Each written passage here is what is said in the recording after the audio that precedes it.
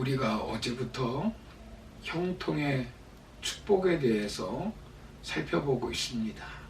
하나님께서 여호수아를 통해서 가나안 땅을 정복할 것을 말씀하시면서 너가 형통할 것이라고 말씀합니다. 어떻게 했을 때 형통할 수 있다고 말씀합니까? 하나님의 말씀대로 살았을 때 형통할 수 있다라고 말씀하셨습니다. 우리도 이 땅에서 형통의 삶을 살기 위해서는 하나님의 말씀대로 살아야 합니다. 오늘 두 번째 형통의 축복에 대해서 살펴보려고 합니다. 오늘 우리가 읽은 본문에는 히스기야 왕이 등장합니다. 히스기야 왕이 살던 때는 지금 우리나라 주변 환경처럼 국제 정세가 심히 혼란스러운 때였습니다. 이스라엘 나라는 남유다와 북이스라엘로 갈라졌고 얼마 후에 북이스라엘은 아수르에게 멸망을 당했습니다. 그리고 아수르 나라가 언제 남유다를 공격할지 모르는 그런 상황이었습니다. 그런 위기의 상황에 남유다 왕 히스기야는 나라를 지키고 국력을 키우며 어디로 가든지 형통한 존재가 되었습니다. 본문 7절 중반부를 보시면 그가 어디로 가든지 형통하였더라 라고 말씀합니다. 히스기야 왕이 어디로 가든지 형통하였다는 것입니다. 우리도 히스기야 왕처럼 어디로 가든지 형통할 수 있기를 소망합니다. 그런데 히스기야 왕이 형통할 수 있었던 이유가 무엇일까요? 본문 7절 서두를 보시면 여호와께서 그와 함께 하심에 라고 말씀합니다. 하나님께서 여호수아와 함께 하셨기 때문에 형통할 수 있었다는 말씀입니다. 결국 히스기야 왕 한 사람 때문에 나라가 부강한 나라가 될 수 있었다는 것입니다. 여러분, 우리가 하나님이 함께하는 사람이 되면 우리의 삶도 형통의 은혜를 입고 살 수 있습니다. 교회가 형통하고 가정이 형통하고 직장이 형통하고 자녀들이 형통할 수 있습니다. 그 축복을 누릴 수 있기를 바랍니다. 그렇다면 히스기야 왕이 어떻게 살았기에 하나님께서 함께하여 어디로 가든지 형통의 삶을 살 수 있었을까요?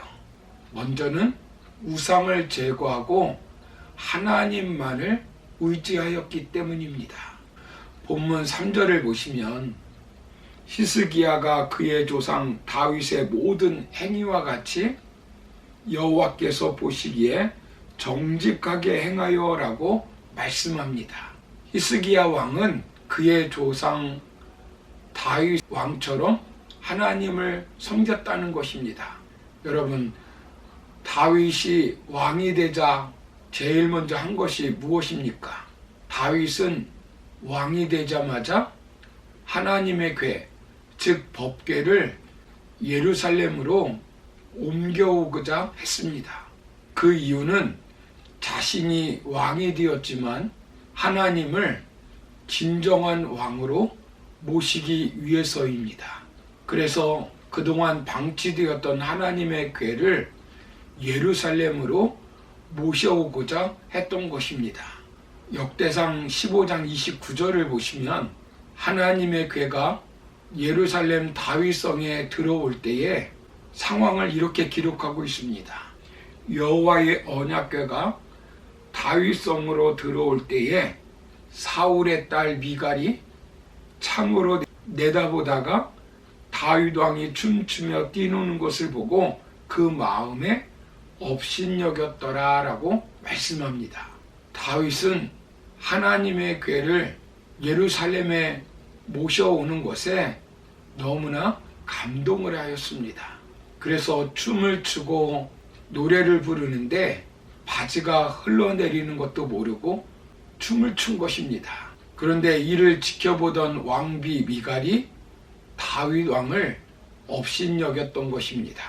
다윗이 왕으로서 춤을 춘 행동은 왕으로 해서는 안 될 행동으로 생각했기 때문입니다. 그만큼 다윗은 사람의 눈을 의식하지 아니하고 하나님만을 의식했다는 것입니다. 그러한 다윗을 하나님께서 귀하게 여기셨고 나라를 강력하게 세워주셨습니다. 이처럼 히스기야 왕도 다윗 왕처럼 사람의 눈을 의식하지 아니하고 하나님만을 의식하며 살았던 것입니다. 즉 하나님 중심으로 살았던 것입니다. 그래서 많은 이스라엘 백성들이 우상을 섬기고 있었는데 히스기야가 25살에 왕에 오르면서 그는 산당을 없애버리고 주상을 깨뜨리고 아세라 목상을 쳤습니다. 심지어는 모세가 만든 광야의 노뱀까지 사람들이 우상처럼 받들어 분향하자 그 노뱀까지 부수며 저것은 놋조각에 불과하다라고 외쳤습니다. 히스기야는 백성들이 노뱀을 분향하면서 마치 하나님을 높이는 것 같지만 백성들의 마음은 더 하나님과 멀어지고 있다는 것을 알았습니다. 그래서 백성들과 나라를 살리겠다는 일념으로 용기를 가지고 일어서서 우상으로 변질된 국보 1호인 노뱀을 짓이기고 이것은 단순한 놋조각이라고 외쳤던 것입니다. 얼마나 정치적으로 비판받기 쉬운 호재입니까? 그 개혁 조치는 왕의 자리를 위협받을 수도 있었습니다. 단순히 전통을 깬 정도가 아니라 전통을 짓이겼기 때문입니다. 어떻게 그가 그렇게 용기를 낼 수 있었을까요? 배짱이 두둑해서 그랬을까요? 아닙니다. 본문 뒤에 나오는 13절부터 16절을 보시면 히스기야는 당시의 최강국인 아수르의 침략에 무릎을 꿇고 조공을 바치며 심지어는 성전 기둥에 금까지 벗겨내 주었습니다. 비참한 일이었지만 백성들을 위해 그 비참함을 감수했습니다. 그처럼 그는 겁도 있었던 평범한 사람이었습니다. 그런데 어떻게 그가 국보 1호인 노뱀을 과감하게 짓이길 수 있었을까요? 그것이 하나님의 뜻임을 믿고 하나님을 의지하고 나갔기 때문입니다. 본문 5절을 보시면 히스기야가 이스라엘 하나님 여호와를 의지하였는데 그의 전후 유다 여러 왕 중에 그러한 자가 없었으니라고 말씀합니다. 여기 보면 히스기야가 하나님을 의지하였는데 성경은 그만큼 하나님을 의지한 왕이 전에도 없었고 후에도 없었다라고 말씀합니다. 얼마나 그가 하나님을 철저하게 의지했으면 그런 말씀을 했겠습니까? 여러분, 우상이 무엇입니까? 이 세상에 많은 사람들이 우상을 따르면서도 그것을 인식하지 못하고 있습니다. 우상을 인식하는 4가지 기준이 있습니다. 첫째는 우상은 자신이 가장 가치를 두는 것입니다. 둘째는 우상은 그것을 잃으면 정신을 잃을 정도로 싫은 것입니다. 셋째, 우상은 자꾸만 그것에 생각이 미치는 것입니다. 넷째, 우상은 가장 큰 세속적인 즐거움을 주는 것입니다. 그런 의미에서 사람은 누구나 쉽게 우상에 빠질 수 있습니다. 사랑하는 성도 여러분, 여러분은 어떤 것에 가치를 두고 살고 있습니까? 하나님만을 의지하며 살고 있습니까? 아니면 세상의 것에 가치를 두고 살고 있습니까?